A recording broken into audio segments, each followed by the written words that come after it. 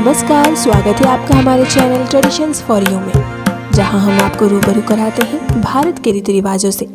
आज के इस वीडियो में हम जानेंगे इंदिरा एकादशी की पूरी जानकारी। तो जानने के लिए वीडियो को आखिर तक जरूर देखें। पितृपक्ष चल रहे हैं और इन दिनों पितरों के नाम का श्राद्ध कर्म, दान और तर्पण करने का विधान है। शास्त्रों और पुराणों के अनुसार पितृपक्ष में पितरों के नाम का श्राद्ध कर्म करने से पितृ प्रसन्न होते हैं और पितृदोष से भी मुक्ति मिलती है। गरुड़ पुराण के अनुसार एकादशी का व्रत रखने वाले व्यक्ति की अगर मृत्यु एकादशी के दिन हो जाए तो उसकी आत्मा सीधे स्वर्गलोक में जाती है और व्यक्ति जन्म मरण के बंधन से मुक्त होकर मोक्ष को प्राप्त करता है। लेकिन एकादशी के दिन मृत्यु होने वाली आत्मा को स्वर्गलोक में भूखा रहना पड़ता है। आइए जानते हैं आखिर ऐसा क्यों है, और साथ ही जानते हैं इस साल कब है इंदिरा एकादशी और क्या है इसका महत्व। इंदिरा एकादशी का व्रत आश्विन मास की एकादशी तिथि के दिन रखा जाता है। इंदिरा एकादशी का व्रत बहुत ही महत्वपूर्ण माना जाता है।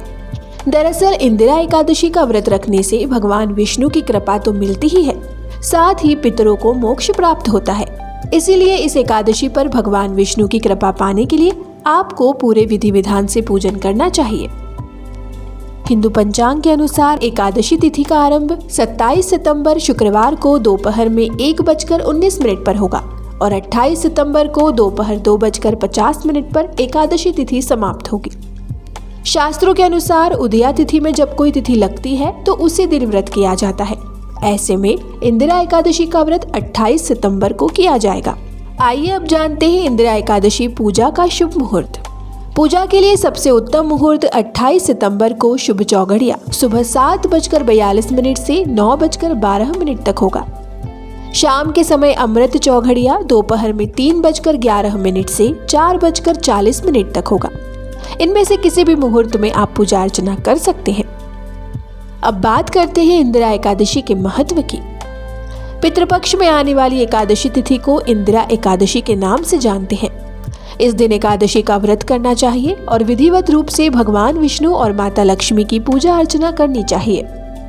साथ ही इस दिन पितरों के नाम का दान और श्राद्ध कर्म करने का विशेष महत्व है। ऐसा करने से भगवान विष्णु के साथ साथ पितरों का भी आशीर्वाद मिलता है। धार्मिक मान्यताओं के अनुसार इंदिरा एकादशी का व्रत करने और पितरों की पूजा करने से 7 पीढ़ियों के पितृ तृप्त हो जाते हैं और परिवार में सुख शांति और समृद्धि बनी रहती है। बात करते हैं इंदिरा एकादशी की पूजा विधि की। पद्म पुराण में वर्णित विधि के अनुसार इंदिरा एकादशी का व्रत रखने से पहले दशमी तिथि के दिन पितरों का श्राद्ध करें। दशमी तिथि में ब्राह्मण, गौग्रास, कौवे और कुत्ते इन सभी को भोजन कराएं। साथ ही इस दिन किसी से चुगली आदि न करें। दशमी तिथि में रात के समय भूमि पर शयन करें और अगले दिन यानी एकादशी तिथि में व्रत का संकल्प लें।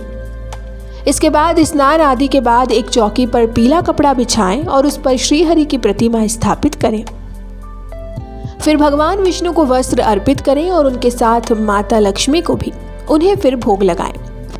अंत में इंदिरा एकादशी की कथा का पाठ करें और फिर भगवान विष्णु और माता लक्ष्मी की आरती करें। गरुड़ पुराण समेत अन्य पुराणों में बताया गया है कि जब किसी व्यक्ति की मृत्यु हो जाती है तो यमदूत उस आत्मा को अपने साथ यमलोक लेकर जाते हैं, जहां उसके पाप और पुण्य के कर्मों का लेखा जोखा होता है। फिर 24 घंटे बाद ही आत्मा को उसके घर वापस छोड़ देते हैं। यमदूत द्वारा छोड़े जाने के बाद मृत व्यक्ति की आत्मा अपने परिजनों के बीच भटकती रहती है और परिजनों को पुकारती है, लेकिन उस आत्मा को कोई सुन नहीं सकता। परिजनों को रोते बिलखते देखकर आत्मा फिर से अपने शरीर में प्रवेश करने की कोशिश करती है, लेकिन यमदूतों के पाश में बंधे होने के कारण आत्मा ऐसा नहीं कर पाती। गीता में बताया गया है कि माह के 30 दिनों को चंद्र के घटने और बढ़ने के अनुसार 15-15 दिन में बांटा गया है। 15 दिन को शुक्ल पक्ष और 15 दिन को कृष्ण पक्ष कहते हैं। जब चंद्रमा बढ़ने लगता है तो उसको शुक्ल पक्ष और जब चंद्रमा घटने लगता है तो उसको कृष्ण पक्ष कहते हैं। शुक्ल पक्ष के अंतिम दिन पूर्णिमा तिथि आती है और वहीं कृष्ण पक्ष के अंतिम दिन अमावस्या तिथि आती है। शास्त्रों में बताया गया है कि शुक्ल पक्ष के 15 दिन देवताओं के दिन माने जाते हैं, वहीं कृष्ण पक्ष के 15 दिन पितरों के दिन माने जाते हैं। देवताओं के दिन को उत्तरायण और पितरों के दिन को दक्षिणायन काल कहते हैं। गीता में बताया गया है कि जिस व्यक्ति की देवताओं के दिनों में यानी शुक्ल पक्ष में मृत्यु होती है वे जन्म मरण के बंधन से मुक्त हो जाते हैं, और वही जिनकी पितरों के काल यानी कृष्ण पक्ष में मृत्यु होती है उसका जन्म फिर से पृथ्वी पर होता है।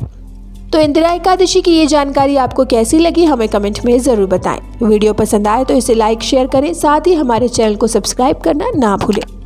मिलते हैं आपसे एक और नई वीडियो में, तब तक के लिए धन्यवाद।